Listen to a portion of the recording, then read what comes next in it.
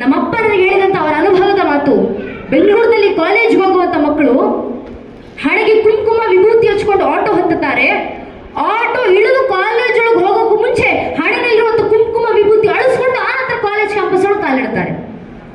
ಯಾಕೆ? ನಮ್ಮದೇ ಮನೆ